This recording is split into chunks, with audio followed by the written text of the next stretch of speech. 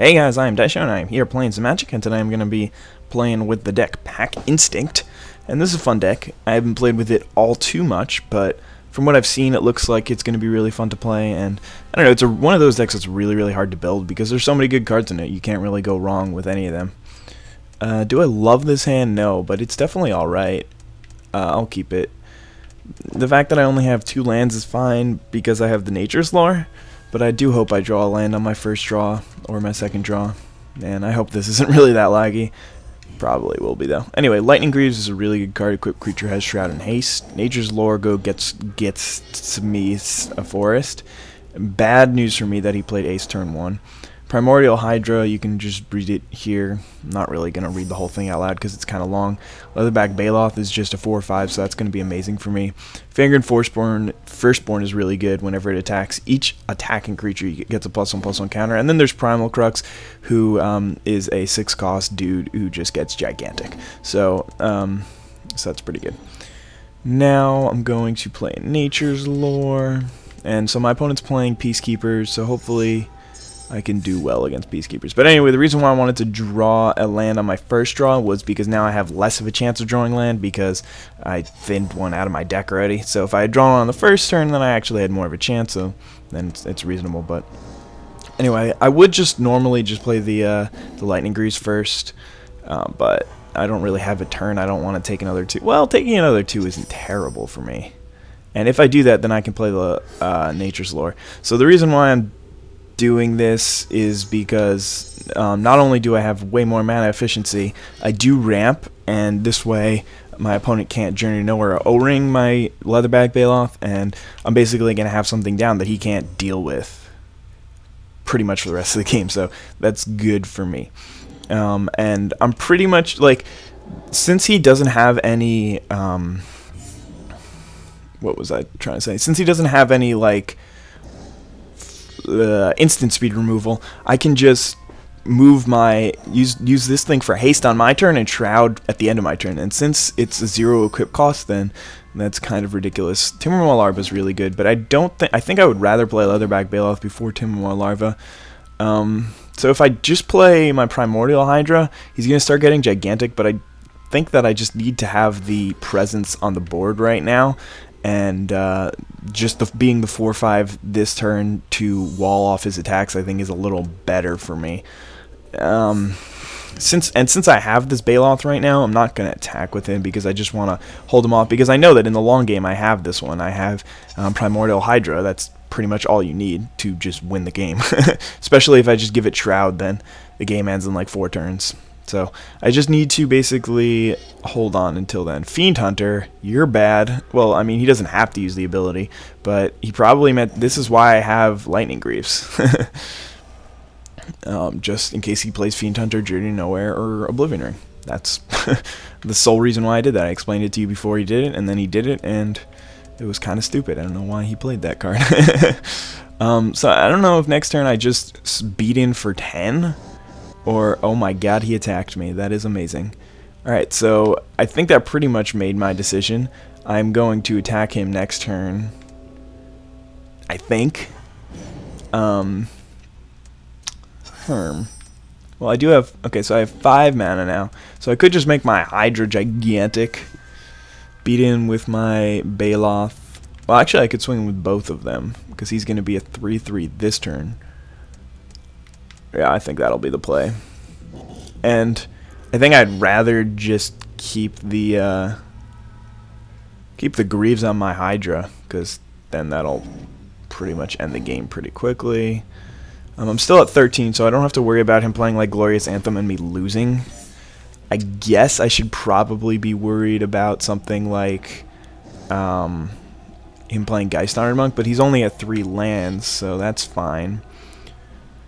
But, I mean, I'm going to win this race, obviously. He's got 4 power on the board, and I've got 7, which is going to be 10 next turn. And, yeah, he's just jumping off his dudes. I mean, obviously, his Fiend Hunter doesn't do anything for him here. So, yeah, I'm going to leave the Greaves on the Hydra.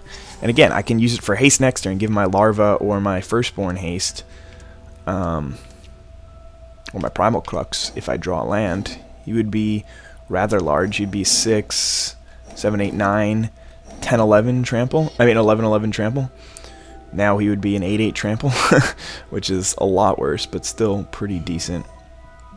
Yeah, he's not. There's no way he's gonna attack here. It would just be like auto loss. I think he would actually lose the game if he attacked here. No, probably not, because this guy will be a 6-6, and if I play my larva and attack with it, then that would be 7. So then that would be 13 damage. But I don't know. He should, he should just swing in with ace here, and that's probably the play. So that's good for him. But he's stuck on 3 lands, which is probably why I'm doing so well this game. All right, so I guess I could just play Primal Crux, swing it for 8-8 trample instead of 8-8, but then he'll just block it. But it's more mana efficient, I suppose. I didn't even get to play the freaking Fangren Firstborn. I'm going to win the game next turn, pretty much regardless of what he does. But obviously I just have to remember to move the Greaves back over so he can't kill my, or he can't O-Ring or Journey my Hydra, because that's more important, because that's going to be a... That's going to be a 12-12 next turn regardless. This, like, could be pretty big. I mean, I could just drop Fangren Firstborn and it could get gigantic. But yep, there we go. At least he's blocking correctly here. And then just move this thing back over just to give it some Shroud. And this is about the time where he should give up, because I'm going to have 2 gigantic tramply dudes next turn. And actually, I'm going to have 3 dudes, or probably 3. I don't even know which one I would rather have. I guess this guy, because he gives 2 more power to my... He actually gives 3 more power to my Primal Crux and 1 more to this guy. So even though he's only swinging in for 5 as opposed to, like, 8, he's not going to just get chump blocked. So, there we go. I am at 11, but I don't think that's going to come into play really here. But anyway, that's what this deck does. It just ramps up a little bit at the beginning and then just throws out threats. And if you get your Lightning Greaves, that's amazing. Definitely run Lightning Greaves. It's just such a good card. Okay, so he's going to O-Ring my Primal Crux here. Still not going to be enough because my guy's going to be 12-12. And he has 4 power right now, but I can just bring another guy. So obviously that should be the game. It may as well just play this guy. And all I have to do is remember to move these boots over. So the boots are really the MVP here. I mean, Primordial Hydra is kind of insane, especially if you give it Shroud in this format. It basically wins. I mean, you can kill it with the Day of Judgment, and that's pretty much it. Once it gets going, the game is basically over. So, yeah, anyway, 13-13 Primordial Hydra, Trample, and Shroud coming at your face, bro. And there you go, quitting out because he didn't want to wait for the for the not annotation, for the animation to go through. So anyway, that was some Pack Instinct action going on there. I think I want to play another one before I jump off. But anyway, I was playing around with all the decks. I've actually used all the decks now, except for, I mean, I've played Mill a couple times, but I haven't unlocked all the cards for it yet. I don't even know if I'm going to spend the $1 to unlock the cards for Mill. Maybe I will. You guys will probably force me to. But I've unlocked all the other decks. I've only actually manually unlocked Born of Flame, and I'm not done with that yet. I have like 23 out of 30. It just takes so long to unlock all the cards. I can't imagine how you guys on like PS3 are doing it, because I'm pretty sure PS3 doesn't have automatic deck unlocks, so it kind of sucks. Sorry about that, guys. I definitely am not happy, which is why I didn't get the game on PS3, because I knew that they always have some sort of issues and stuff, so I'm glad that I actually bought it on Xbox, and I apologize to you guys on the PS3. Kind of sucks. But anyway, let's jump in there. Reduce 2 dreams? No. Doesn't want it. Doesn't like it. No. Maybe. No. Alright, doesn't look like he's joining. He's starting up anytime soon. Let's get out of here. Yesterday I had this really weird glitch where I couldn't quit out. Like, I kept pressing the back button, and every time I pressed A, it didn't do anything. And I was just like, what? And then people kept joining the lobby, and I just started playing because I didn't want to be mean or anything. If I play first, I'll keep this hand, otherwise I'll toss it back. It doesn't have any action until turn 4, which is bad. So if he's playing something like God, actually, I think I'm going to toss it back no matter what, because I have to draw really, really well in order to do even decently in this game. Yeah, he's playing first, so I definitely can't keep that hand. This hand, on the other hand, is the opposite. I do have 4 lands, but I have my 3-drop and my 2-drop. I don't even know if there are any other 3-drop creatures or 2-drop creatures in the deck. I mean, it's just like, yeah, you've got, what's that guy called? Brindlebore. Nobody runs Brindlebore. I mean, in a deck where it's so powerful, nobody's going to run Brindlebore. But Prey Upon's good for me. Maybe. He's playing the mono black control deck, so this is not really going to be the most wonderful matchup in the world. And I could easily see me getting destroyed, but hopefully I'll draw some of my bombs. He's mana ramping. What? I don't know. I don't really play any of the medallions in any of the decks. I think the only deck that I would really like to run it is the black... No, not the black, the red deck. Just because everything's like not so expensive, but it's like 4 mana and you want to be doing 12 different things on that same turn. So, I don't know. Hopefully, well, I can't believe I just even pretended to say that. Hopefully he doesn't have any removal.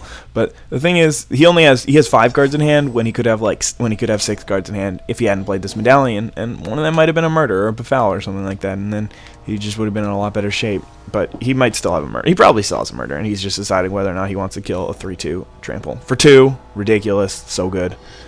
Instead, he's just gonna play that. Oh, so he's gonna play that guy and sacrifice his Fume Spitter to kill my guy, or he's just gonna do that and use. Okay, whatever you want, bro. Anyway, so if he had just swung in there, I would have blocked with my Garrick's Companion, because basically the deal there is he gives me -1/-1, and then he swings in with the Fume Spitter, and if I don't block, then he still sacrifices it. So there's really no point in just taking that 1 extra damage. So we'll play a little other back Bailoff here, and hopefully he doesn't have any more removal, because he's playing these ridiculous cards. I mean, this guy, I do not run this guy. The only reason you could conceivably run this guy is if you're really trying to face goblins. And the same thing with this card. Just -1/-1 isn't really good enough. Can't block is not usually relevant, because your deck isn't usually attacking, or if it is attacking, your creatures already have evasion. So, not really the biggest fan of that. And it looks like he's out of cards here. Let's attack. Why not? See what he's got for me. Maybe he's got a murder. I'm not going to Prey Upon. I'd rather use it for something actually significant. May as well play my Timbermaw Larva this turn. Next turn, if I draw a land or something like that, then is better for double block. And Tendrils. Yep, that'll do it. But I mean, he just 3-for-1'd himself. So, I mean, the way he's setting up the deck is why I think that I actually have a good chance of winning this game. I'm not saying that I will win this game, because there's still so much left of the game to happen. He's stuck on land drop 3. If he hits 4, maybe he's got a Shade, and then he can go get his 5th land, and then, you know, oh no, he can still play the Shade because he's got the Jet Medallion. So there you go, he can go get that extra land, and now, I mean, he's kind of back in it. I'm just going to swing in with my Larva, and what you got here for me, bro? 2 mana, combat step, nope, nothing. Because he's got that black and the regular. Alright, second main. Anything to play here? Nope. Okay. So, if I just Prey Upon first main phase, then that would be really bad for me. As I said, I would just draw land, and then I can play these 2 Nature's Lawyers this turn. So I guess I may as well put in first main phase so that I can draw like 45 cards. But if I do I mean, I kind of want to Prey Upon before I attack, but if I do, he can just pump his Shade and kill my guy. So I have to attack first, and then if he doesn't block, which I can't imagine him not blocking, he's going to take like 45 damage from this thing, then I can Prey Upon second main, and by 45 I mean 9. If he does, yeah, okay, so he's just going to block. So then I would be able to Prey Upon, and that's the problem with this little situation. Prey Upon is a sorcery, so it's not like I can attack and then he gets a bonus. But he gets the bonus until the end of the turn. So I could do it second main phase and actually kill one of his valuable creatures. But now he's got 5 lands, and I don't know why he hit Y so quickly, but I don't think it matters. I don't really think there's any haste in that deck. And I don't know why he keeps pausing it like this. Oh, murder. Okay, that's fine. So now, I mean, as I said, he did lose a lot of card advantage early on by 3-for-1ing himself with his Bailoff, but I haven't really drawn anything this game. I started with these two in hand, and all I drew was the larva. So I just need to draw some cards and hope that he doesn't draw more kill spells for the creatures that I'm going to draw. But him drawing land is also not good because he could be playing like a Runescarred Demon or something like that, and then that's pretty much game. But again, me drawing land is not not useful, not appreciated. The only way that it would be appreciated is if I draw Primordial Hydra, and even then he's probably going to have some sort of removal spell for it. I can't imagine the last two cards in his hand are swamps. This guy's pretty good, actually.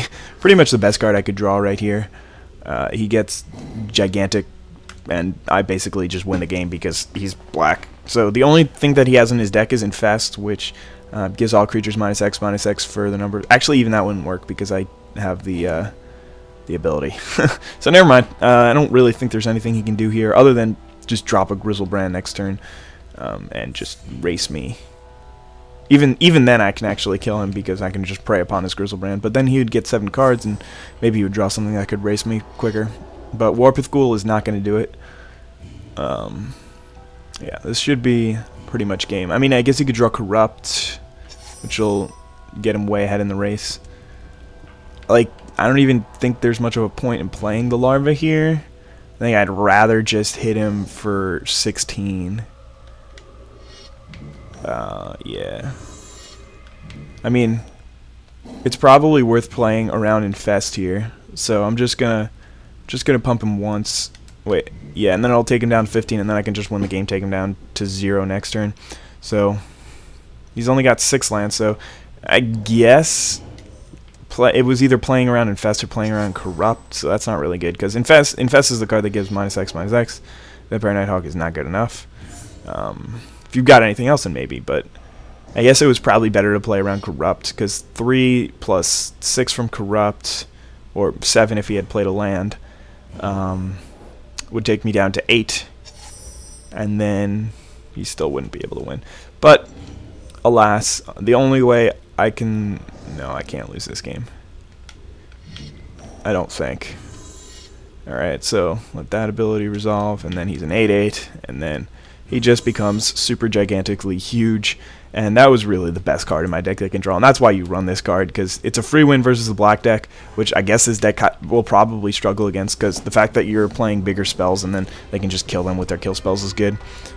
And just the fact that he can get super huge super quick is kind of nice. So anyway, hope you guys enjoyed those 2 videos. Have a wonderful day. Bye.